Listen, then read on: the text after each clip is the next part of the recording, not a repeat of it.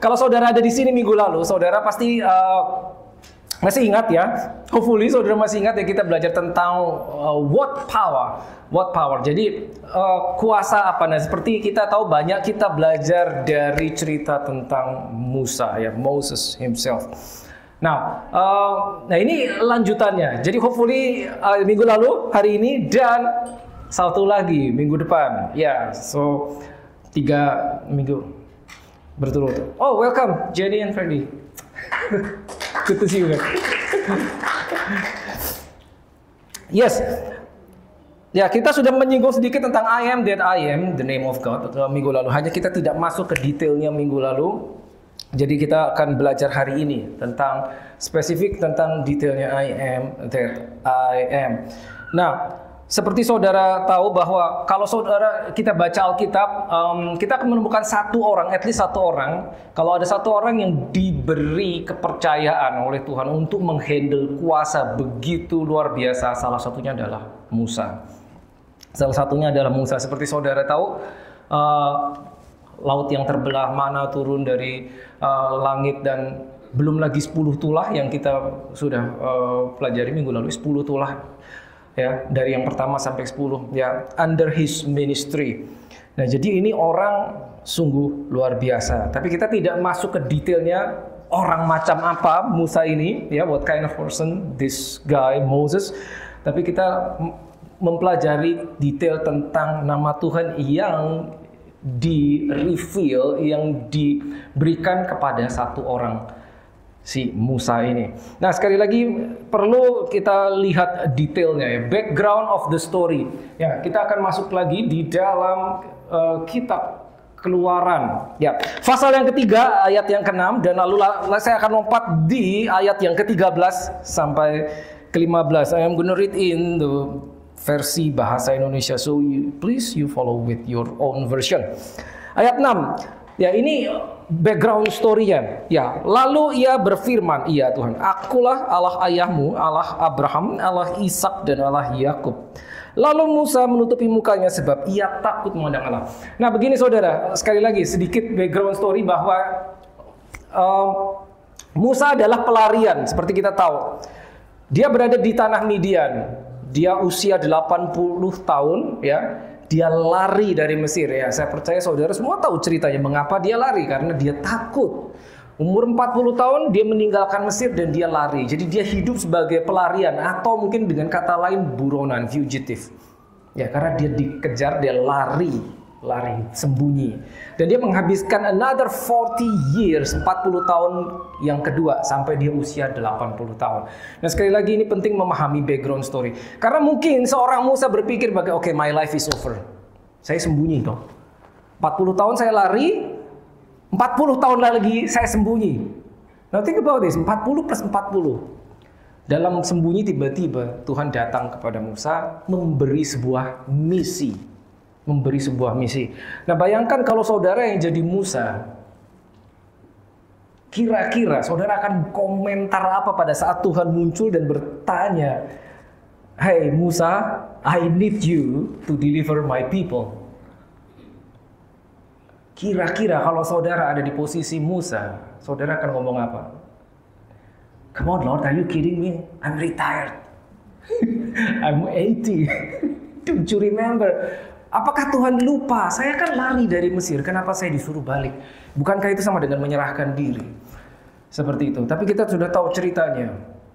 Ya, kita sudah tahu ceritanya. Pada saat Tuhan memilih tidak random. Nah, ini yang perlu kita ingat. Dia tidak random. Dia tahu pada saat dia mengutus si A, si B, si C. Pada saat dia mengutus engkau, dia tahu. Tidak random, dan dia tidak salah pilih. He's God. He knows what he's doing. Dia tidak salah pilih. Ya. Kenapa orang yang udah pensiun, tanda kutip, yang dipilih? Kenapa? Dia tidak salah pilih. Ya, there is a significant reason behind this. Now, sekali lagi itu background story.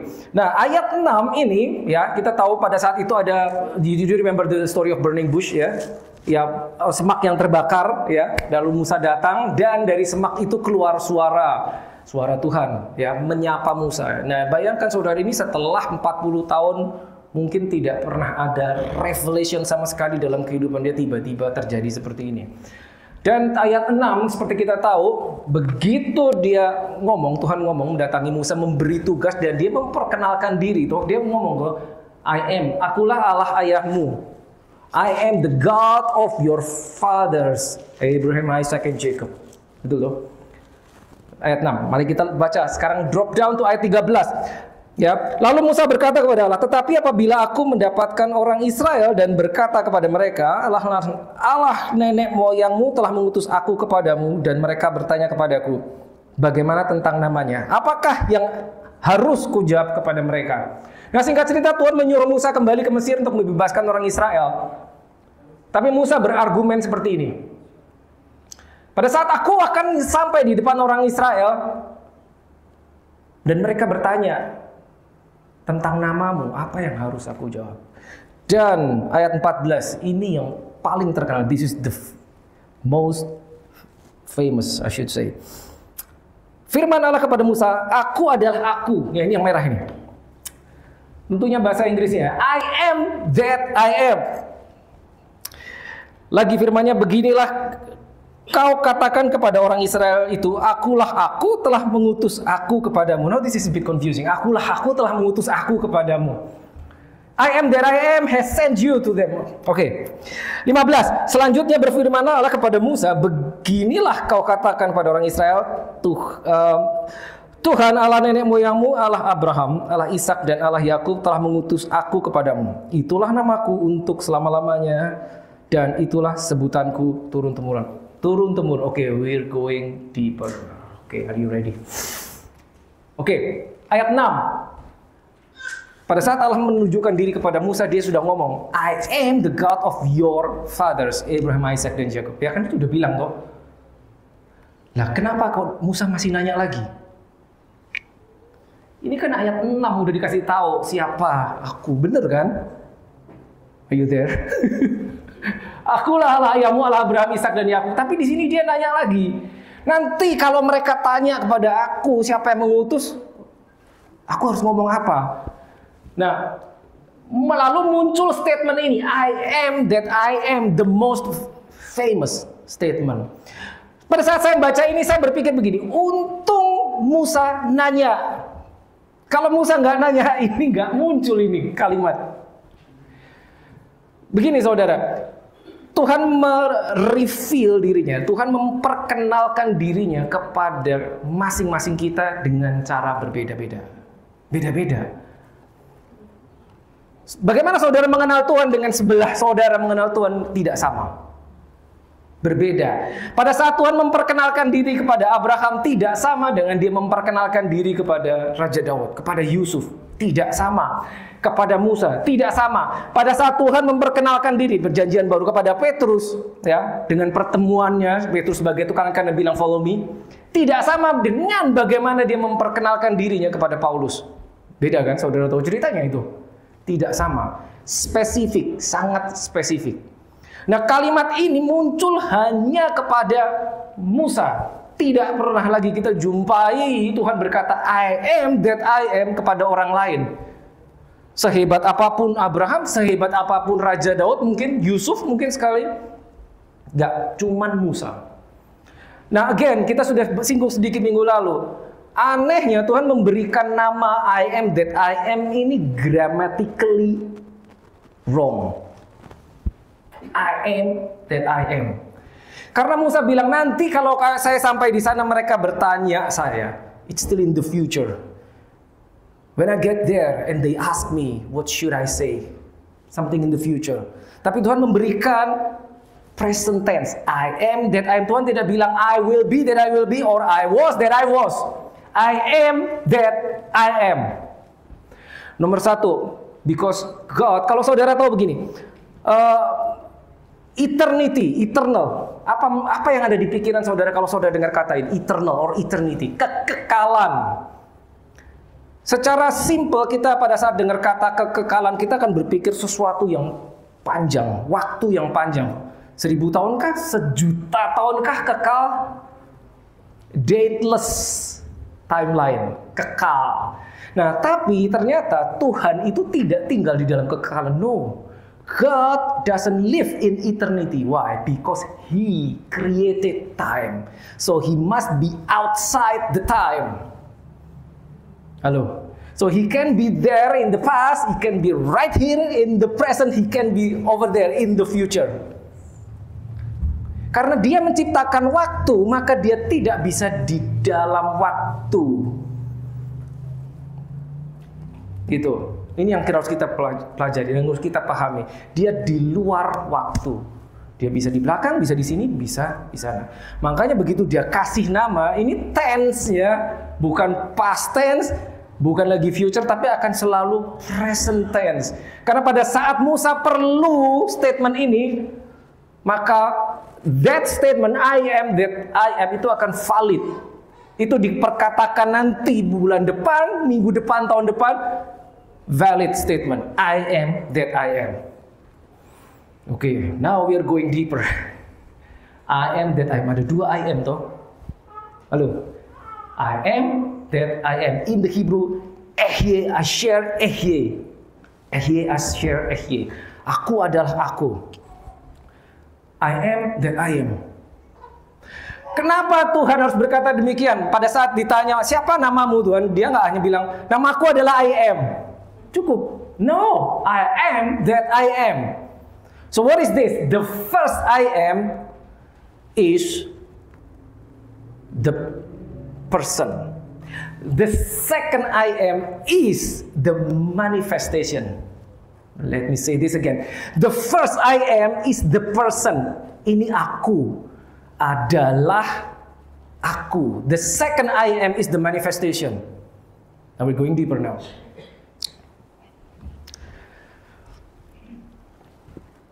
Pada saat Musa tanya, Tuhan tidak berkata, nanti kalau orang Israel tanya siapa aku, bilang I am the deliverer. Kan dia kan diutus untuk membebaskan tuh. I'm sending you to deliver my people. Jadi pada saat ditanya, di Musa tanya, jika Tuhan menjawab I am the deliverer, cukup. Karena sesuai dengan misinya, betul. Ya, are you with me? Gitu. Tapi tidak dikatakan I am that I am. Tuhan bilang I am the deliverer. Ya, kita tahu banyak nama Tuhan di Alkitab. Now we know Jehovah Jireh, betul lah. Kita tahu Jehovah Jireh, Jehovah Rafa, Jehovah Nisi, Jehovah Shalom, Jehovah Tsidkenu, Jehovah Mekadesh. Kita tahu ada El Shaddai, kita tahu ada El Elyon, kita tahu ada Adonai, many different names. Tapi satu ini yang dipakai, I am that I am. Kalau Tuhan bilang oke, I am deliverer, dia memperkenalkan namanya di hari itu. Betul. Tapi bagaimana nanti kalau ada orang yang perlu healing? Healing itu hanya bisa diberikan oleh I am the healer. Ngerti maksud saudara? Bagaimana kalau ada orang yang perlu kedamaian, you are under pressure, itu hanya bisa diberikan Jehovah Shalom. So, I am that I am. This is unlimited God. Pelan. The first I am is the person, orangnya. The second I am is the manifestation.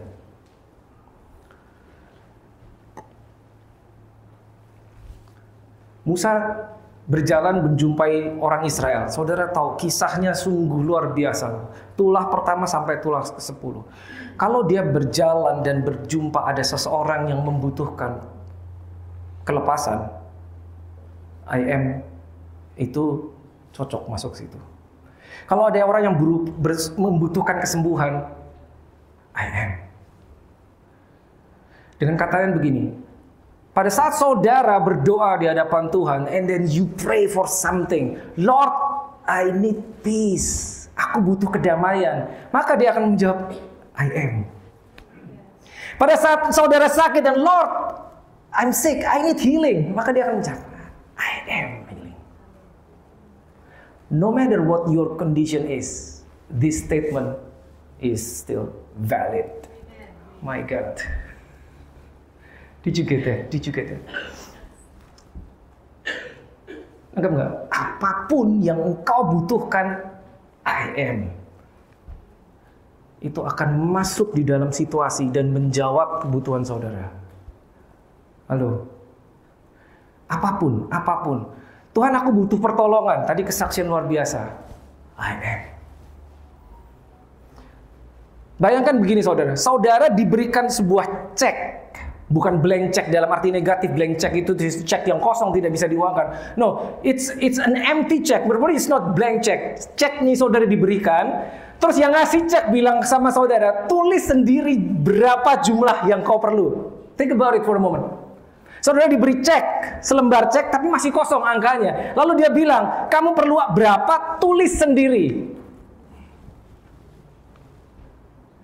Bayangkan ya. Saudara perlu 1.000, ya tulis 1.000. Bisa dipakai, bisa. Ternyata saudara bukan perlu 1.000, saudara perlu 10.000. Tulis 10.000 bisa dipakai, bisa. Ternyata saudara butuh lebih besar, saudara butuh 1 juta, tulis 1 juta, bisa dipakai, bisa. So it's like an empty check, bukan blank check, empty check, I am. Maksudnya apa? Kamu perlu apapun juga, I am. I will be the answer of your prayer, my God. Good God. This is huge. Tapi sebaliknya begini saudara, jika saudara mendengar satu kesaksian, ya, ada seorang bersaksi bahwa dia sakit dan dia disembuhkan, maka pengalaman orang tersebut terhadap Tuhan, dia akan berkata, Tuhan adalah penyembuh karena dia mengalami sakit dan disembuhkan. Oke, you got that? Maka statement ini juga masuk, I am, buat orang tersebut. Pada saat seorang ada bersaksi, karena saya under pressure, saya stress, I need a deliverance for my soul, for my mental health. Dan dia berkata, Tuhan menolong saya, sekarang saya dibebaskan. Maka buat orang itu, Tuhan adalah pembebas. I am. Jadi maksudnya adalah, apapun kondisimu, I am. Aku akan jadi seperti itu. Aku akan jadi seperti itu. Nah sekarang kembali kepada kita. Bagaimana kita hidup kalau kita berkata, oke, I'm a Christian. Bagaimana kita menghidupi kekristenan kita? Apakah kita punya connection? Kita punya pengalaman bersama Tuhan? Apakah yang penting saya ke gereja setiap minggu? Tapi saya nggak punya pengalaman pribadi dengan Tuhan. Kalau kita nggak punya pengalaman dengan Tuhan, tidak pernah mengalami Dia, we don't need this. Kita nggak perlu I am. Kita nggak perlu dia. But until we are in a situation yang kiri kanan depan belakang tidak ada yang bisa menolong, lalu kita berteriak kepada Tuhan, maka dia akan memperkenalkan dirinya sesuai dengan apa yang engkau perlukan. I am. Did you get that? Ya, saudara bisa nangkap ya. Now this is huge, dan ini cuma di reveal kepada Musa, cuman kepada Musa. Bayangkan Musa orang pelarian, pada saat dia balik ke Mesir, mungkin orang-orang di sana pikir, ini kan yang 40 tahun lalu lari, ini ngapain orang ini balik lagi kalau orang Israel lihat ini. Terus tiba-tiba bilang, orang yang lari 40 tahun lalu, tiba-tiba di depan orang banyak bilang, aku disuruh Tuhan untuk bawa kamu keluar dari Mesir. Kira-kira mereka bakal percaya nggak? Kalau saudara yang jadi orang-orang itu, tiba-tiba ada orang yang lari 40 tahun lalu dan you know that person, and then all of a sudden orang itu muncul dan berkata, sekarang aku datang untuk membebaskan kamu karena Tuhan mengutus aku. Are you gonna trust that person? Apakah saudara akan percaya sama si Musa? Mungkin tidak. No, mungkin tidak. Ya kamu berkata kamu membebaskan kita, kamu aja lari 40 tahun lalu. No, God knows bahwa apa yang dihadapi Musa is way beyond imagination. Maka dikasih yang tidak terbatas. Nih, unlimited God. That means unlimited power in your hands. My God. Alkitab berkata bahwa Musa, aku mengutus engkau untuk menjadi Allah buat Firaun. You will be God for Pharaoh, and Aaron will be your prophet. It's in the Bible. Dibilang kau akan menjadi seperti Tuhan buat Firaun. So that means dia punya akses kepada the power of God. Maka dikasih ceknya, nih kamu perlu apa aja, tulis sendiri. Ilustrasinya seperti itu, saudara. Gitu loh. Nah, amazing nih, tadi seperti dia bilang, untung Musa tanya, gitu. Untung Musa tanya dan langsung dijawab seperti ini. That is amazing. That is amazing.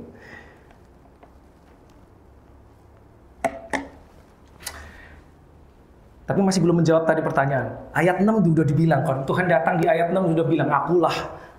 Sudah memperkenalkan diri. Tapi Musa masih nanya. Seakan-akan there is something yang Musa tahu yang orang lain nggak tahu. Seakan-akan Musa tahu, oh my goodness, tugas ini begitu berat. Taruhannya adalah kepalaku. So I need more, Lord. I need more of you. I need more. I need full backup. I need full support. Dikasih, nih I am. Lihat, let's go a little bit deeper. Akulah Allah ayahmu, Allah Abraham, Allah Ishak dan Allah Yakub. Ini ayat 6 Tuhan ngomong sama Musa. Ini bukan perkenalan sebetulnya. Jadi gini saudara. Ilustrasi. Saya jalan di taman, situ ada taman. Terus ada orang datang menyapa saya. Terus lalu saya memperkenalkan diri saya kepada orang itu. Saya bilang, hi, I am the pastor of that church. At the corner.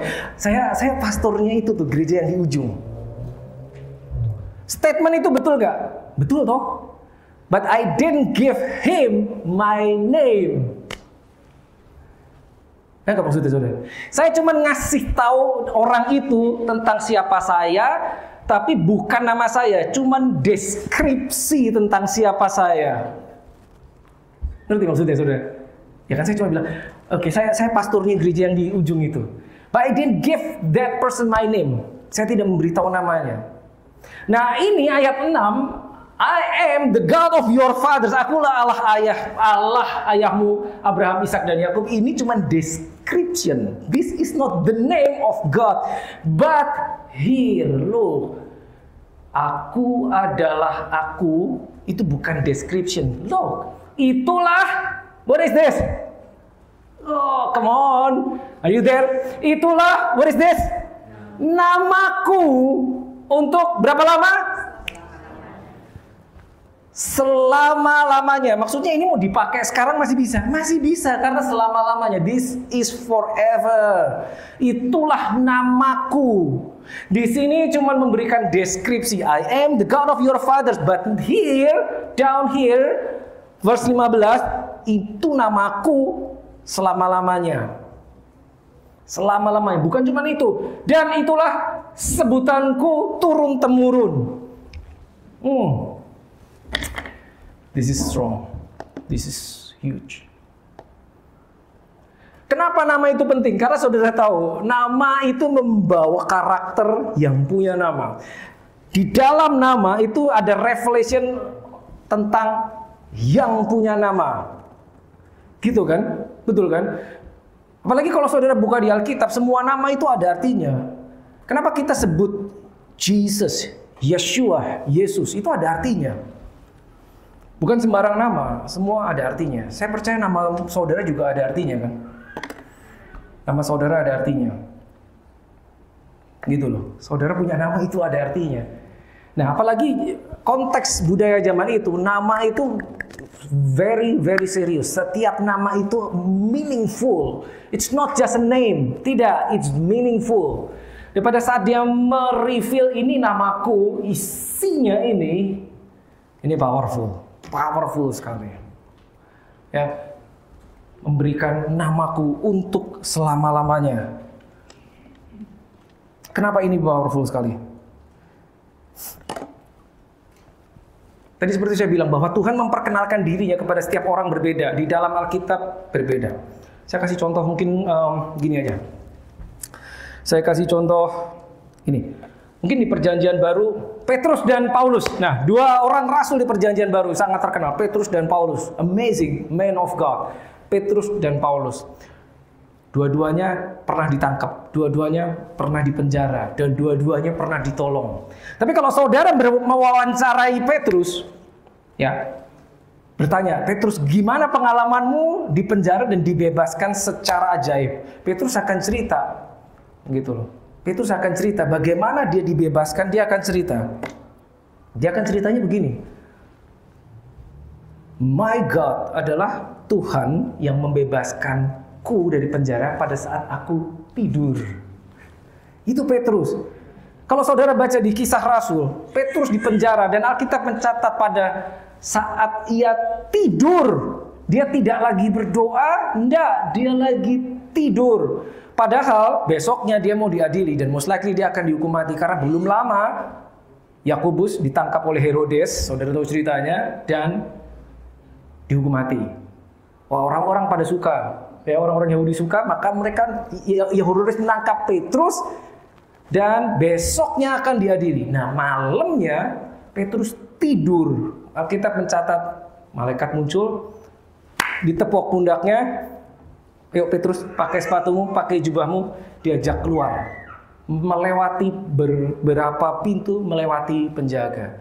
Nah, kalau kita tanya kepada Petrus, oke, what is God to you? Siapakah Tuhan bagimu? Dia akan bilang bahwa Tuhan adalah Tuhanku adalah Tuhan membebaskanku dari belenggu saat aku tidur. Betul. Statement itu valid. Yes. Tapi kalau saudara wawancara Paulus, dia dipenjara juga, dia ditangkap juga. Ingat ceritanya dia, Paulus dan Silas ditangkap. Maka Paulus akan berkata lain. Paulus akan berkata, Tuhanku adalah Tuhan yang membebaskanku dari penjara pada saat aku memuji menyembah. Do you remember the story? Tengah malam Paulus dan Silas di penjara, diikat tangan rantai, kaki rantai. Mereka memuji Tuhan dengan keras. Tiba-tiba terjadi gempa dan lepas semua ikatan, pintu terbuka. Dua-duanya di penjara, dua-duanya dibebaskan secara ajaib, supernatural. The same God, different manifestation, different encounter. Tuhannya sama. Yang mana yang betul? Dua-duanya betul. Dua-duanya betul. Jadi kita tidak bisa mengkotakkan, oke, Tuhan itu pasti begini. Belum tentu, saudara. Revelation itu progresif. Apa yang dialami si A dengan yang dialami si B berbeda. Different encounter, the same God. Nah, pertanyaannya, do we have encounter? Apakah kita mengalami perjumpaan pribadi dengan Tuhan sehingga kita bisa berkata, I know my God. Aku tahu Tuhanku. Kalau kita orang Kristen, kita harus punya personal encounter. Kita harus punya personal encounter. Ingat, I am that I am cuman Musa yang tahu. Pada saat dia di depan orang Israel, saat orang Israel tanya, dia bilang sama orang Israel, aku mau membebaskan kamu, aku disuruh sama Tuhan. Siapa nama Tuhan yang nyuruh kamu? Namanya I am that I am. Mereka mungkin gak paham apa itu I am that I am, karena itu hanya direvelationkan kepada Musa. Orang-orang Israel juga gak tahu, gak paham. Tapi bukan nama, bukan cuma nama, tapi apa yang dibawa oleh nama itu yang dibutuhkan Musa. Ayat 6 itu cukup buat Musa sebetulnya. Gitu loh. Tapi kalau ini, cuma ini. Akulah Allah ayahmu, Allah Abraham, Allah Ishak, dan Allah Yakub. Mungkin Musa harus berpikir keras. Apa ya yang dialami Abraham ya? Apa yang dialami Ishak ya? Apa yang dialami Yakub yang bisa relevan dengan pengalamanku yang akan aku alami pada saat aku datang kembali di depan Firaun dan berkata, let my people go. Mungkin Musa tahu, oke, Abraham ditolong Tuhan. God of Abraham adalah Tuhan yang membuat Abraham bisa memiliki anak padahal usia udah 100 tahun. Tapi revelation itu dibawa Musa di depan Firaun mungkin gak berguna, saudara. Halo, the same God, but he needs sesuatu yang relevan. Yang pada saat dia datang ke Firaun, let my people go, itu bisa berhasil. Apa yang dialami Ishak, apa yang dialami Yakub? Ceritanya Yakub apa? Yakub diubah dari Jacob menjadi Israel. Diubah. Tapi Musa sekalipun dia tahu itu dipakai untuk menghadapi Firaun, mungkin gak kepakai. Maka dia perlu yang ini. I am that I am. Isn't that amazing? I am that I am. Dia perlu yang itu. Maksudnya apa? Apapun yang akan kamu alami akan relevan sama yang ini.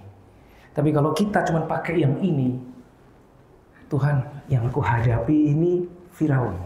Yang aku hadapi ini orang yang bisa menangkap orang kapanpun, hukum mati. Mungkin yang ini.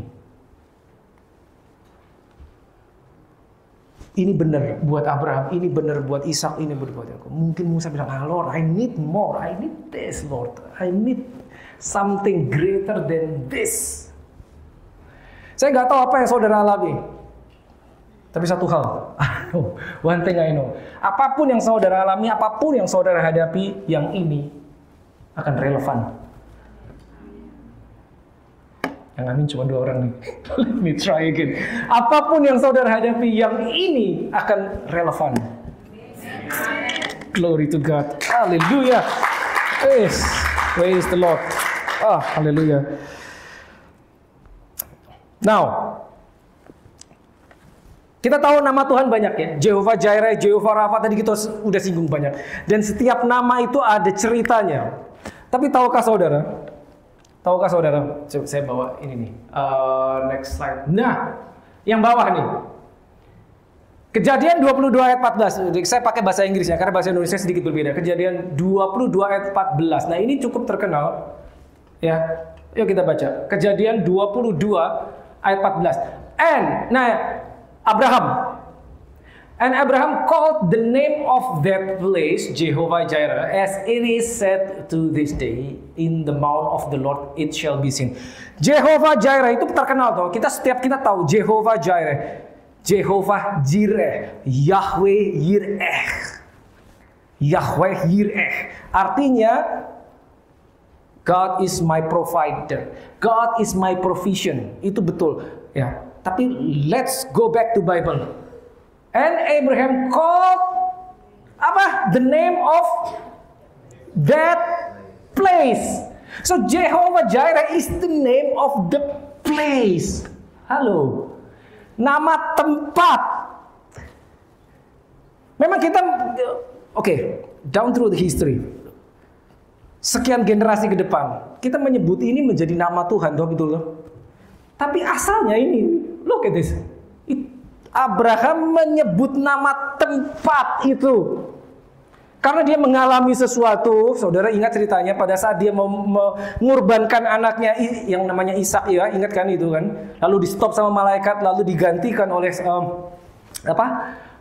seekor anak domba yang tersangkut. Ingat ya cerita itu kan? Lalu di situ dia membangun mezbah, dan Abraham menyebut nama tempat itu Jehovah Jireh. Jadi itu sebetulnya nama tempat. Gitu. Relevan buat Abraham karena dia mengalami itu. Lalu Hakim-Hakim 6 ayat 24. Kita lihat cerita tentang Gideon. Gideon built an altar, mezbah there unto the Lord and called it. Menyebut mezbah yang didirikan. Apa disebutnya? Jehovah Shalom. Unto this day it is yet in Ophrah of the Abiezrites. Nama tempat Jehovah Shalom. Memang kita mengadaptasi sekian generasi mendatang itu menjadi nama Tuhan. Tidak salah Tuhan, tidak salah saudara, karena itu compound name Jehovah Shalom. Tuhan yang memberikan damai sejahtera. Jehovah Jireh, Tuhan yang menyediakan. Itu betul. Nah, tapi kita harus tahu aslinya itu nama tempat. Aslinya nama tempat. Beberapa mungkin saudara baru ketemu ini. Itu nama tempat sebetulnya. Tapi yang ini tadi Tuhan bilang itu namaku. That is my name. That is my name. Seperti saudara ingat El Shaddai. Arti El Shaddai adalah apa? The Almighty God. Ya, Almighty God, Tuhan maha besar, maha, bahasa Indonesia maha. Ya, kata maha itu udah paling lah, udah nggak ada yang lebih besar lagi, makanya disebut maha besar. El Shaddai, saudara tahu itu diberikan kepada siapa? Di reveal kepada siapa? Kata El Shaddai, kita sering dengar kan, El Shaddai, the Almighty God. Kalau kita lihat di Alkitab, itu diberikan kepada siapa nama itu? Abraham. Kita tahu ceritanya, Abraham dipanggil umur 75, dia dijanjikan akan memiliki anak. Kita tahu ceritanya Ishak lahir saat Abraham usia 100 tahun, which is mustahil buat manusia. Umur 100 sudah kelewat. Tapi kan kita tahu dia nggak punya nunggu 25 tahun, dan saat dia usia 99 tahun, tiba-tiba Tuhan muncul berkata, I am El Shaddai. Dia harus memperkenalkan diri sebagai El Shaddai kepada Abraham. Karena sebelumnya Abraham hanya mengenal Tuhan ya sebagai Elohim. Elohim, God. Elohim. Lalu dia memperkenalkan diri secara spesifik. Kenapa? Umur 99. Karena dia akan membuat sesuatu yang luar biasa yang tidak bisa dipahami oleh manusia biasa. Jadi dia harus memperkenalkan dirinya dulu. Aku ini maha besar, maha kuasa, the mighty God. Jadi berikutnya yang akan kamu alami itu karena aku telah memperkenalkan diriku sebagai El Shaddai, and then you know your God can do anything. Meskipun itu di luar akalmu. Jadi seperti itu. Jadi revelation of the name of God is very very important. Kita perlu saudara, kita perlu personal encounter. Yes, kita perlu relationship, tapi kita perlu yang namanya encounter. Kita perlu punya itu saudara. Jadi kita tahu siapa Tuhan kita. Lalu kita fast forward perjanjian baru. Perjanjian baru eranya Yesus. Eranya Yesus. Ingat ya, I am that I am. Yesus membawa itu saudara. Tidak sekali. Tidak 2 kali. Tidak 3 kali. Berapa kali?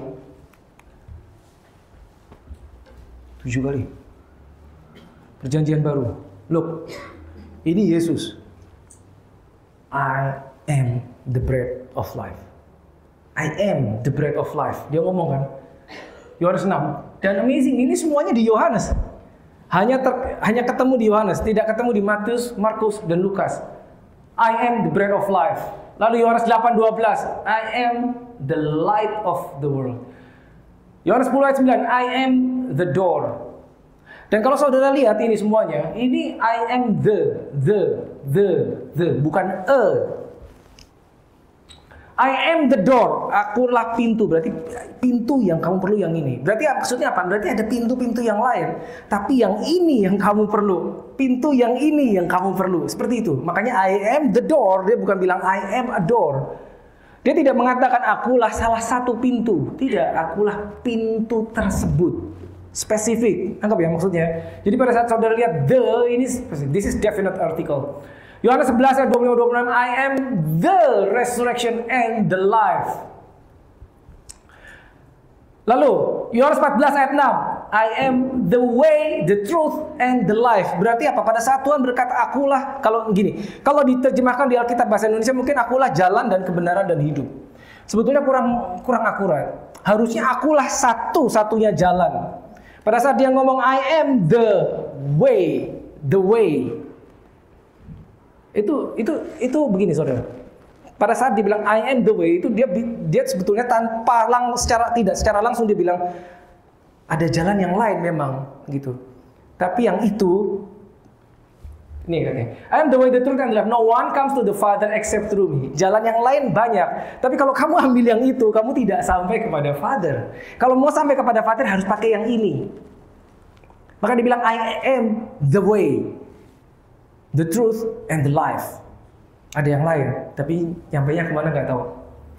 I am the way, satu-satunya jalan. Jadi sebetulnya kalau saudara lihat di bahasa Indonesia terjemahannya adalah akulah satu-satunya, bukan akulah jalan. Akulah satu-satunya jalan. Lalu Yohanes 15 ayat 5, I am the vine, akulah pokok anggur yang benar dan kamulah ranting-ranting. 7 kali Yesus menyatakan dirinya sebagai I am. 7 kali.